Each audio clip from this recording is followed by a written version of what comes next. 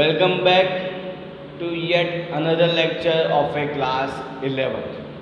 Students, we successfully complete our first chapter, some basic concepts of chemistry.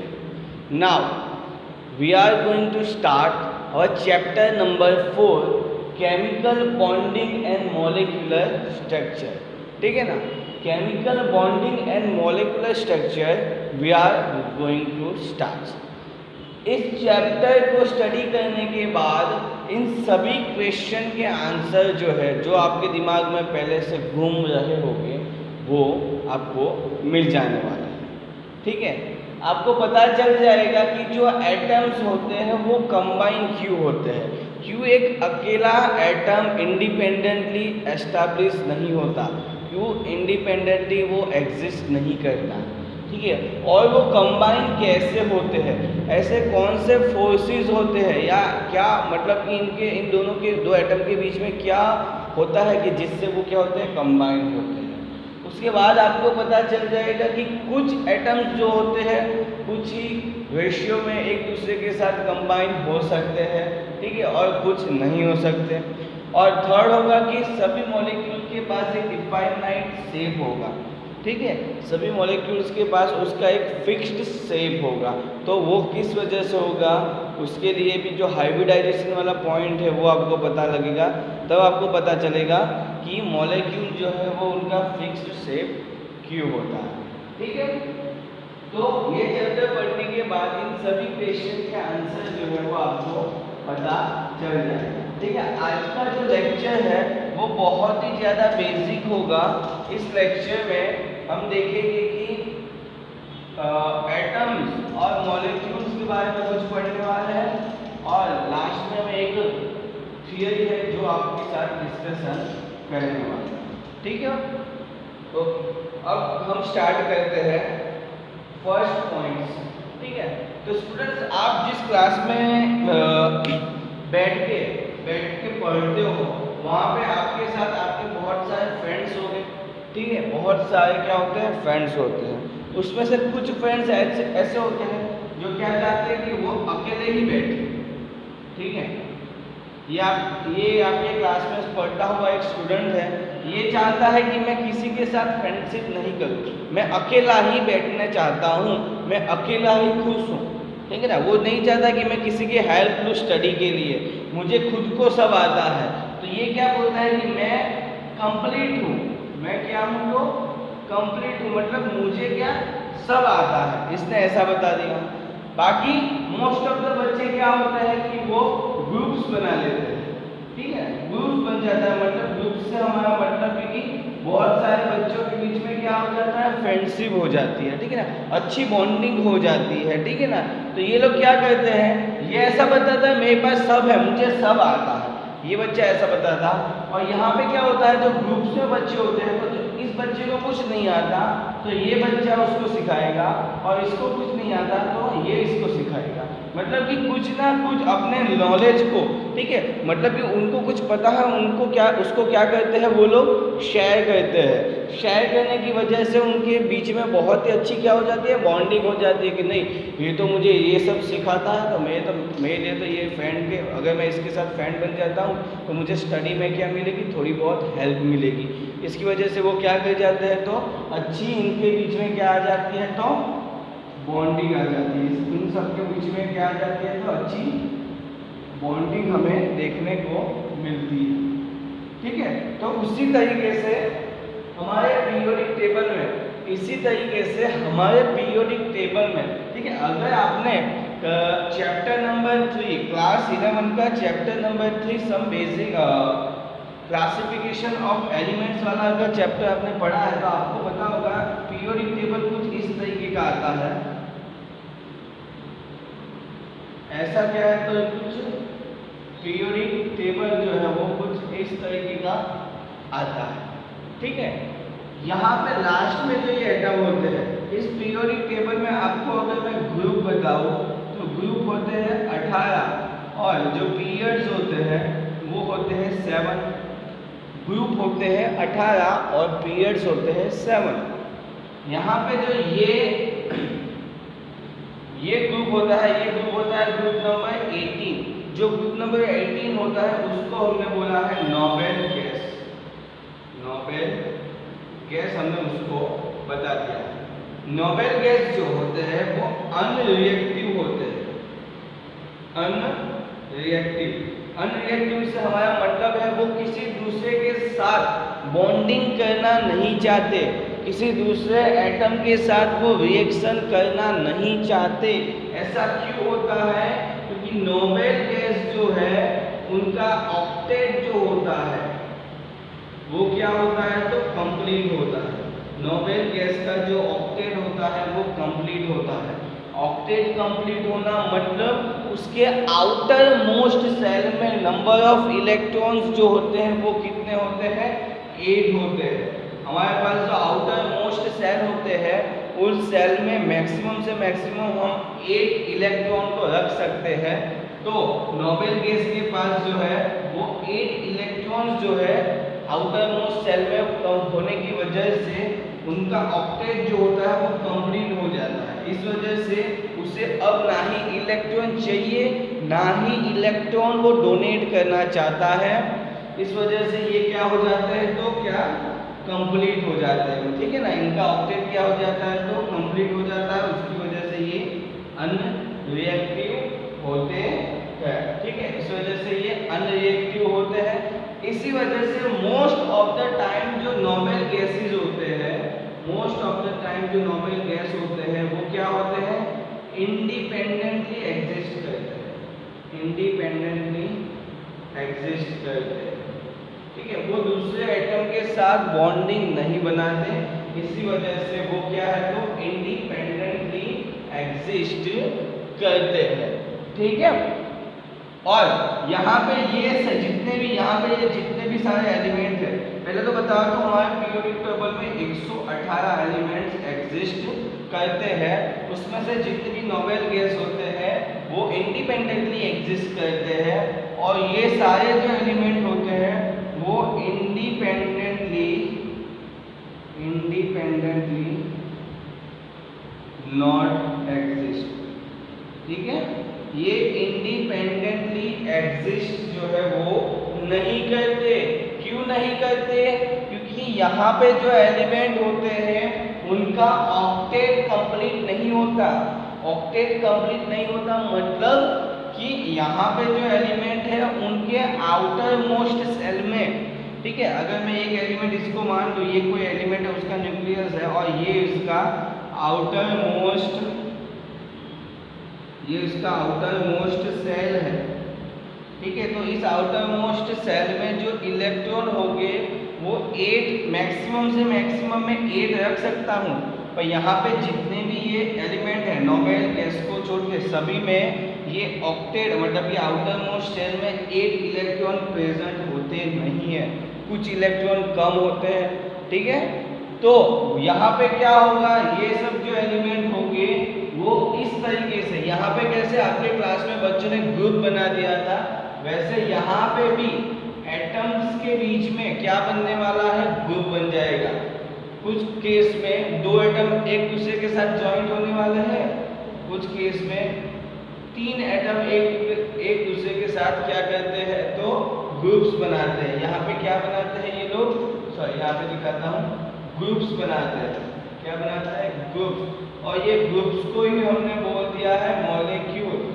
Molecule मतलब कि atoms groups बनाएंगे तो क्या मॉलिक्यूल में वो कन्वर्ट हो जाते हैं। मॉलिक्यूल में वो क्या हो जाते हैं? तो कन्वर्ट जो है वो हो जाते हैं। तो ये सभी एलिमेंट्स इंडिपेंडेंटली एग्जिस्ट ना करके क्या करने वाले हैं? तो ग्रुप्स बनाएंगे और एटम्स, ये जो ग्रुप्स बने उसको हमने बोल दिया है मॉलिक्यूल बोल दिया है, ठीक है। एक और लास्ट पॉइंट में यहाँ पे डिस्कस कर देता हूँ। यहाँ पे जब ये ग्रुप्स बनने वाले हैं, बहुत ही इंपॉर्टेंट पॉइंट है, चलो पहले रब कर देता हूँ, बाद में इसी के बारे में बताता हूँ। चलो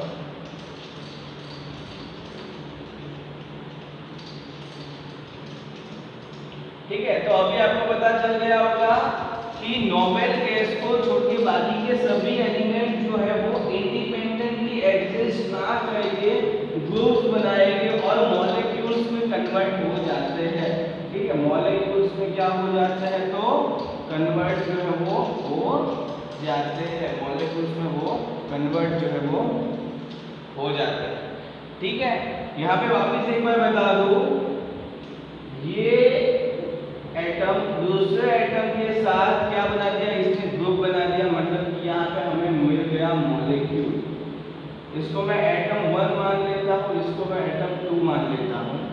तो मुझे ये बताओ, दो एटम्स एक दूसरे के साथ यहाँ पे कंबाइन हुए होते हैं, तो कंबाइन होने के लिए कुछ तो फोर्स लगा होगा, कुछ तो फोर्स लगा होगा, तभी दो एटम एक दूसरे के नजदीक आ गए।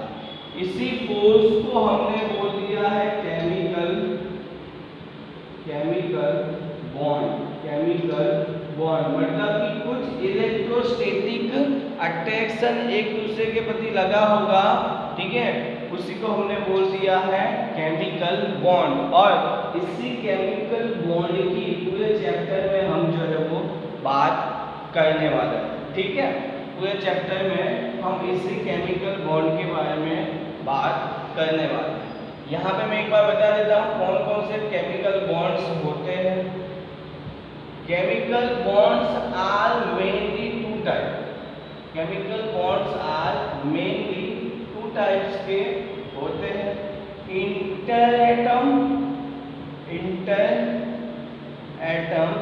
And inter molecule. Inter atom and inter molecule. Inter atom जो होते हैं वो होते हैं स्ट्रॉन्ग। ये जो बॉन्ड होते हैं वो कैसे होते हैं तो स्ट्रॉन्ग होते हैं, और ये जो होते हैं वो क्या होते हैं तो वीक होते हैं। यहाँ पे जो ये बॉन्ड होते हैं, यहाँ पे जो इंटर एटम के बीच में जो केमिकल बॉन्ड देखने को मिलेगा वो स्ट्रॉन्ग होगा और ये वीक होगा। ठीक है, यहाँ पे जो इंटर एटम होते हैं वो फर्दर 4 पार्ट में क्लासीफाई होते हैं। फर्दर 4 पार्ट में वो क्लासीफाई हुए होते हैं। फर्स्ट होता है आयोनिक बॉन्ड। सेकंड होता है कोवैलेंट बॉन्ड। थर्ड होता है कोऑर्डिनेशन बॉन्ड। ठीक है, कोऑर्डिनेशन बॉन्ड। एंड फोर्थ होता है मेटालिक बॉन्ड। ठीक है, मेटालिक बॉन्ड। उसके बाद इंटरमॉलिक्यूल भी 2 टाइप के होते हैं। एक होती है हाइड्रोजन बॉन्डिंग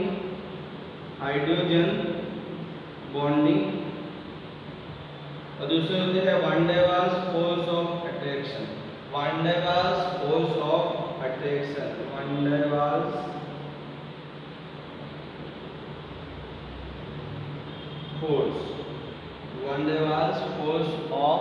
अट्रैक्शन। तो इन सभी केमिकल बॉन्ड के बारे में हम जो है वो डिस्कशन करने वाले हैं। ठीक है, यहाँ पे जो आयनिक बॉन्ड होते हैं वो आयंस के बीच में देखने को मिलेगा। कोवैलेंट बॉन्ड में ये जो है वो आयंस के बीच में देखने को मिलेगा। कोवैलेंट बॉन्ड जो होता है उसमें इलेक्ट्रॉन्स की शेयरिंग होने वाली है। इलेक्ट्रॉन्स की क्या होगी, शेयरिंग होगी। यहाँ पे आयंस से हमारा मतलब है पॉजिटिव आयन और नेगेटिव आयन। कोऑर्डिनेशन बॉन्ड में एक एटम होगा, एटम 1 में मान लेता हूँ, वो इलेक्ट्रॉन को डोनेट करेगा, और जो दूसरा एटम होता है वो इलेक्ट्रॉन को क्या करता है तो एक्सेप्ट करता है, वो इलेक्ट्रॉन्स को एक्सेप्ट कर देता है। जबकि मेटालिक बॉन्ड जो है वो मेटल्स के बीच में हमें देखने को मिलेगा। ठीक है, अब बात करते हैं इंटरमॉलिक्यूल। तो इंटरमॉलिक्यूल हमें हाइड्रोजन बॉन्डिंग देखने को मिलेगी, जिसमें बॉन्ड जो है वो कंटेन करेगा हाइड्रोजन एटम को। मतलब कि 2 बॉन्ड के बीच में हाइड्रोजन एटम होगा, तभी यहाँ पे बॉन्डिंग पॉसिबल होने वाली है। ठीक है, तो इस चैप्टर में इन सभी के बारे में हम 1 बाय 1 डिस्कशन करने वाले हैं। ठीक है, और इन सभी केमिकल बॉन्ड की ये सभी को डिस्कशन करने के लिए हमारे बुक में बहुत सारी क्या दी गई है, थियरीज दी गई है, जिसको 1 बाय 1 हम डिस्कशन करने वाले हैं। ठीक है, चलो तो केमिकल बॉन्ड को डिस्कशन करने के लिए हमारे बुक्स में 4 थियरीज दे दी गई है। कितनी थियरी? तो 4। कौन कौन सी? तो फर्स्ट है Kossel Lewis chemical approach, Kossel Lewis chemical approach to chemical bonding. बेटा मैं आपको बाद में आपको लिख के बता देता हूँ। केमिकल बॉन्ड को डिस्कशन करने के लिए हमारे पास 4 थियरीज होती है, जिसमें से फर्स्ट जो आज हम डिस्कशन करने वाले हैं वो है कॉसेल-लुईस अप्रोच, कॉसेल-लुईस अप्रोच। ठीक है, तो केमिकल बॉन्डिंग दूसरी होगी VSEPR theory, valence shell electron pair repulsion theory. Third होगी VBT valence bond theory, valence bond theory. और फोर्थ होगी MO2 molecular orbital theory, molecular orbital theory. ठीक है, केमिकल बॉन्ड जो पूरा हम डिस्कशन करने वाले हैं वो इन 4 थियरीज के बेसिस पे हम करने वाले हैं, जिसमें आज जो हम करने वाले हैं वो है Kossel Lewis approach to chemical bonding, Kossel Lewis approach to chemical bonding. ठीक है, कॉसेल-लुईस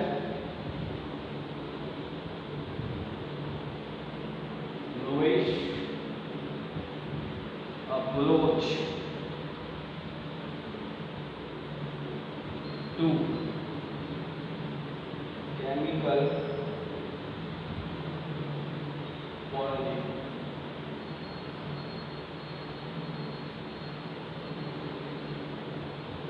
ठीक है बच्चों, Kossel Lewis approach to chemical bonding, इसके बारे में इस लेक्चर में जो है वो हम बात करने वाले हैं। ठीक है, तो 1916 में कॉसेल और लुईस ने, ठीक है, यहाँ पे ये किसी एक साइंटिस्ट का नाम नहीं है। कॉसेल और लुईस दो अलग अलग साइंटिस्ट हैं और 1960 में दोनों ही कॉसेल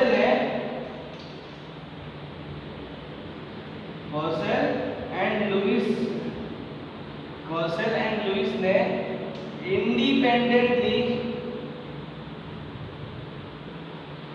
इंडिपेंडेंटली क्या किया था?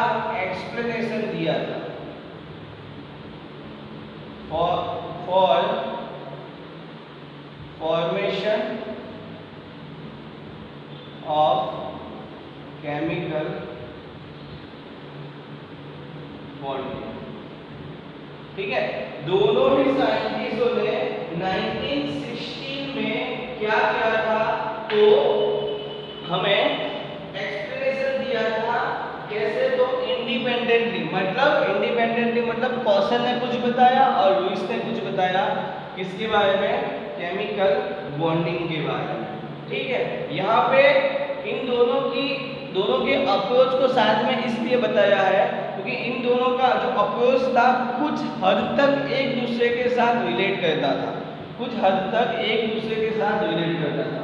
कॉसेल और लुईस दोनों ने बताया कि किसी भी एटम के बीच में जब भी बॉन्डिंग होगी तब उनका ऑक्टेट जो है वो क्या होगा? जब भी केमिकल बॉन्डिंग होगी, दोनों ने एक ही चीज बताई थी डिफरेंट वे से। केमिकल बॉन्डिंग जब भी होने वाली है, ठीक है, तब एटम्स का जो ऑक्टेट होता है वो क्या होता है? कंप्लीट होता है। मतलब कि उनके आउटर मोस्ट सेल में कितने 8 इलेक्ट्रॉन प्रेजेंट होंगे। ये किसने बताया था? तो कॉसेल और लुईस ने। उन्होंने एक और चीज बताई कि केमिकल बॉन्डिंग होने के बाद जो एटम्स होंगे, एटम्स जो है वो नोबेल गैस जैसी कॉन्फ़िगरेशन को एस्टैब्लिश करने वाला है। नोबेल गैस जैसी कॉन्फ़िगरेशन को क्या करेंगे? ये एस्टैब्लिश करने वाला है। ठीक है, मतलब कि कोई एक एटम होगा, अगर वो इलेक्ट्रॉन डोनेट करता है तो इलेक्ट्रॉन डोनेट करने के बाद जो कन्फिग्रेशन होगा उस एटम का वो नोबेल गैस जैसा होने वाला है, और जो एटम अचीव करेगा इलेक्ट्रॉन को वो भी नोबेल गैस जैसा ही कन्फिग्रेशन जो है वो अचीव करने वाला है। ठीक है, तो कुछ हद तक दोनों ने एक ही तरीके से बात की थी, बस अप्रोच दोनों का अलग अलग था, बात दोनों एक ही कर रहे थे, दोनों ने कुछ बात तो एक ही की पर अलग अलग वे से। ठीक है, तो सबसे पहले हम देखेंगे कि भाई कॉसेल ने क्या बताया। कॉसेल ने हमें क्या बताया उसके बारे में हम डिस्कशन सबसे पहले कर देते हैं।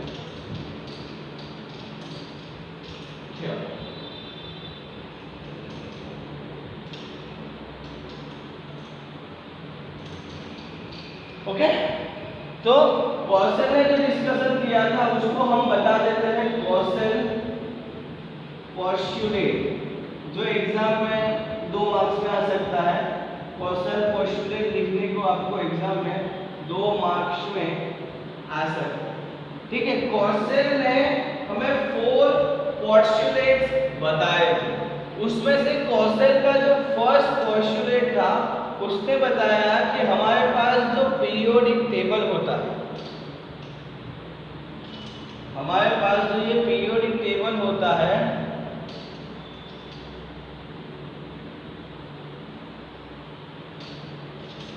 कुछ इस तरीके से हमारे पास पीरियोडिक टेबल होता है। ठीक है, पीरियोडिक टेबल में यहाँ पे जो थे वो क्या थे, नोबेल गैस, वो मैंने पहले भी बताया, नोबेल गैस होते हैं यहाँ पे। ठीक है, यहाँ पे क्या होते हैं तो नोबेल गैस होते हैं। यहाँ पे जो है वो हेलोजन होते हैं, हेलोजन्स होते हैं, और यहाँ पे जो होते हैं वो क्या होते हैं तो अल्कली,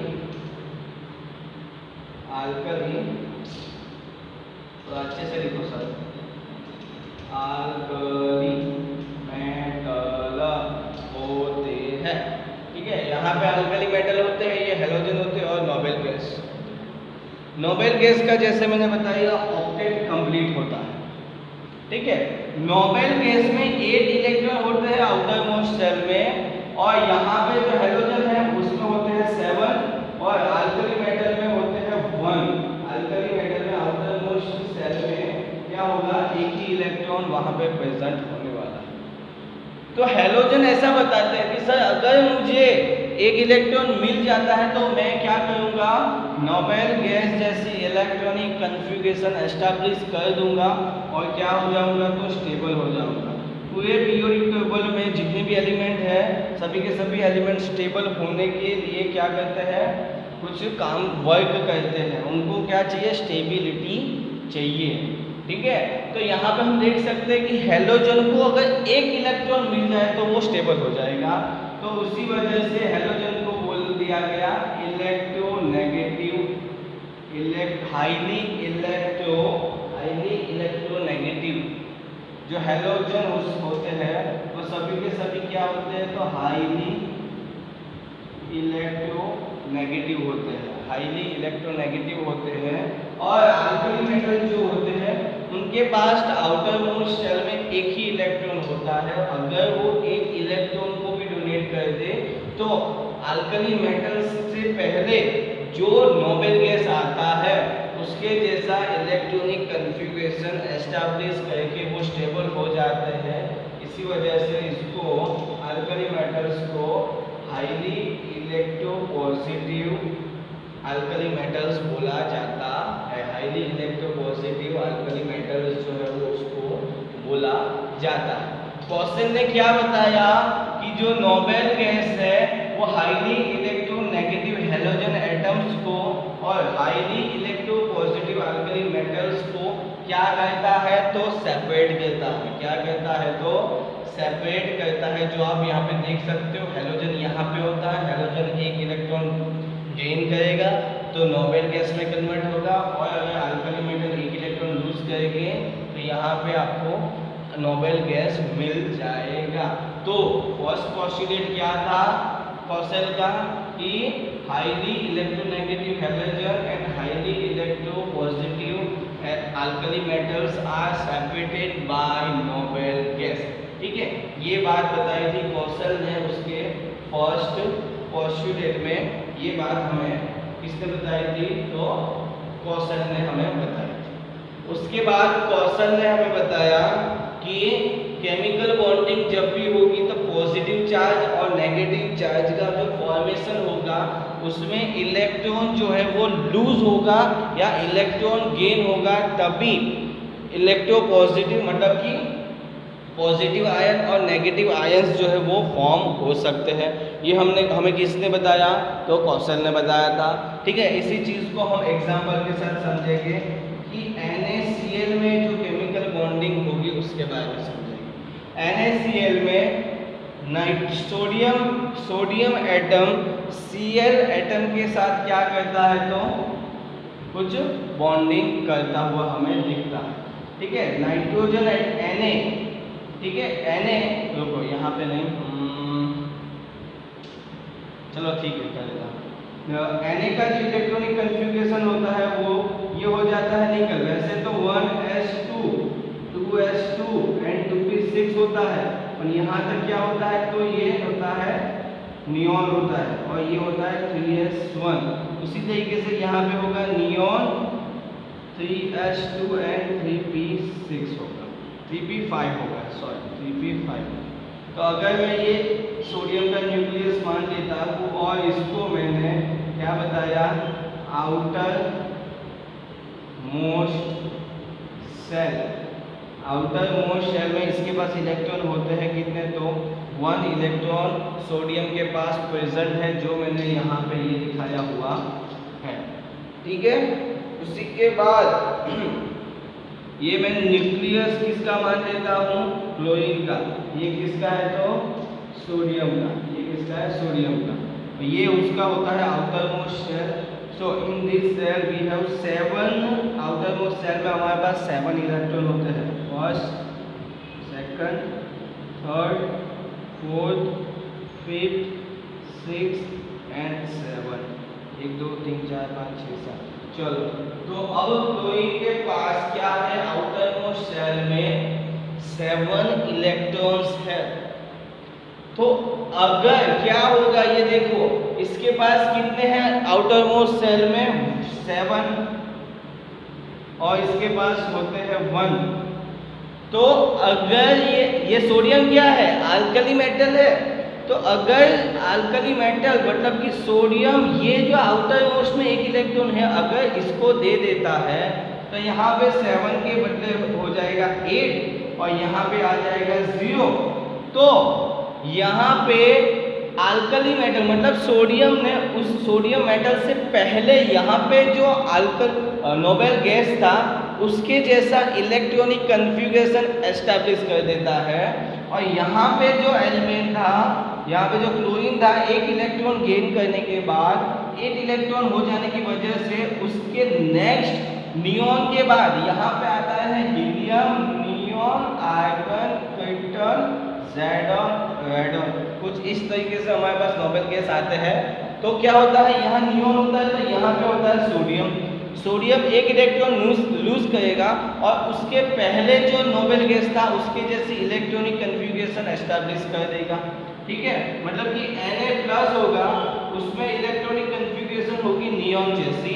और यहाँ पे Na+ क्यों बताया? क्योंकि यहाँ पे इलेक्ट्रॉन क्या करता है? ये डोनेट कर देता है।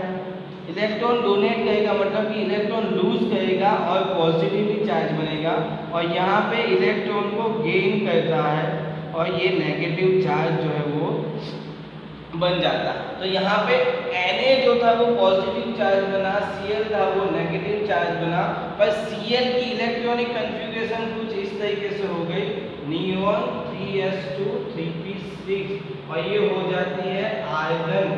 ये जो है वो आर्गन की इलेक्ट्रॉनिक कन्फिग्रेशन के बराबर जो है वो आ गई। आर्गन की इलेक्ट्रॉनिक कन्फिग्रेशन भी कितनी होती है? तो नियॉन कितनी होती है? तो नियॉन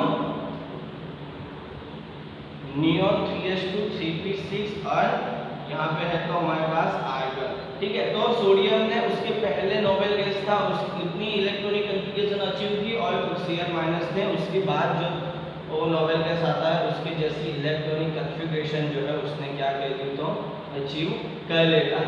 तो यहाँ पे क्या हो जाता है, दोनों का ही ऑक्टेट जो है मतलब कि उनकी इलेक्ट्रॉनिक कन्फिग्रेशन जो है वो नोबेल गैस जैसी अच्छी एस्टैब्लिश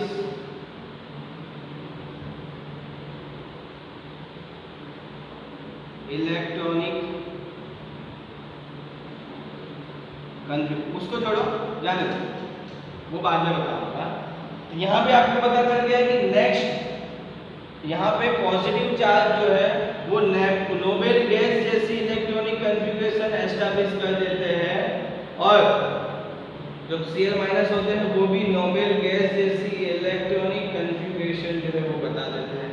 यही बात कौशल ने थर्ड पोस्टुलेट में बताई कि पॉजिटिव चार्ज और नेगेटिव चार्ज जो फॉर्मेशन होगा वो कैसे होगा, तो नोबेल गैस इलेक्ट्रॉनिक कन्फिग्रेशन की वजह से हमें देखने को मिलेगा। ठीक है, यहाँ पे देखते हैं, यहाँ पे इलेक्ट्रॉन डोनेट करने की वजह से यहाँ पे कुछ फोर्स लगने वाला है, सोडियम और क्लोरीन के बीच में कुछ फोर्स लगेगा और वो एक दूसरे के नजदीक आ जाएंगे, कुछ इस तरीके से वो एक दूसरे के क्या आ जाएंगे, नजदीक आ जाएंगे। क्यों कि यहाँ पे फोर्स लगा इलेक्ट्रॉन डोनेट करने की वजह से वो एक दूसरे के बीच नजदीक आते हैं, मतलब कि यहाँ पे इलेक्ट्रोस्टैटिक अट्रैक्शन होता है दो एटम्स के बीच में। क्या होता है, तो इलेक्ट्रोस्टैटिक अट्रैक्शन होता है और इसी इलेक्ट्रोस्टैटिक अट्रैक्शन या फोर्स को, इसी इलेक्ट्रोस्टैटिक अट्रैक्शन या फोर्स को हम कहते हैं इलेक्ट्रोवैलेंट बॉन्ड कहते हैं। इलेक्ट्रोवैलेंट बॉन्ड मतलब कि ये इलेक्ट्रोस्टैटिक अट्रैक्शन की वजह से दो एटम्स के बीच में इलेक्ट्रोवैलेंट बॉन्ड बन जाता है। मतलब कि Na और CH के बीच में जो बॉन्डिंग होगी वो कैसी होगी, इलेक्ट्रोस्टैटिक फोर्स की वजह से होगी और वो कैसी होगी, तो इलेक्ट्रोवैलेंट बॉन्ड हम उसे कहते हैं। ठीक है, तो यहाँ पे आपका कॉसेल का जो पोस्टुलेट था वो खत्म हो जाता है, जो एग्जाम में बहुत बार पूछा जाता है। जो लुईस वाला अप्रोच है वो हम कल देखेंगे। ठीक है, लुईस वाला जो अप्रोच है वो हम कल देखेंगे। आज के लिए बस इतना ही, यहाँ पे हम लेक्चर को खत्म करते हैं क्योंकि सारा टाइम हमारा हो चुका है। चलो ऑलमोस्ट हमारा टाइम जो है वो हो चुका है, तो एक बार डिस्कशन कर लेते हैं। कौशल ने ये बताया कि highly electronegative halogen and highly electropositive alkali metal noble gas से सेपरेट होते हैं। ठीक है, उसके बाद उन्होंने दूसरा पॉइंट बताया कि पॉजिटिव चार्ज और नेगेटिव चार्ज जो है, पॉजिटिव चार्ज और नेगेटिव चार्ज जो है वो उसका फॉर्मेशन तभी होगा जब एक एटम इलेक्ट्रॉन को लूज करेगा और दूसरा एटम इलेक्ट्रॉन को क्या करेगा, गेन करेगा। उसके बाद बताया कि पॉजिटिव और नेगेटिव एलिमेंट एटम्स के बीच में बॉन्डिंग तभी फॉर्मेशन, मतलब कि पॉजिटिवली चार्ज एटम और नेगेटिवली चार्ज एटम के बीच में बॉन्डिंग तभी पॉसिबल होगी जब वो दोनों नोबेल गैस जैसी इलेक्ट्रॉनिक कन्फिग्रेशन एस्टैब्लिश कर देते हैं। और फोर्थ में हमें बताया कि इलेक्ट्रॉन लूज करने की वजह से, इलेक्ट्रॉन्स को लूज करने की वजह से इन दोनों के बीच कुछ इलेक्ट्रोस्टैटिक फोर्स या इलेक्ट्रोस्टैटिक अट्रैक्शन होता है जिसको हमने इलेक्ट्रोवैलेंट बॉन्ड बता दिया। ठीक है, तो ये हो गया आपका कॉसेल अप्रोच। ठीक है, एग्जाम में बहुत बार पूछा जाता है, स्क्रीनशॉट ले लीजिए और लेक्चर को हम यहीं पे खत्म करते हैं। आई होप आपको समझ आ गया होगा। अगर कुछ नहीं समझ आता तो मुझे बताओ कमेंट करके। ठीक है, और समझ आता है तो यस या मुझे थंब का सिंबल आप भेज सकते हो। ठीक है,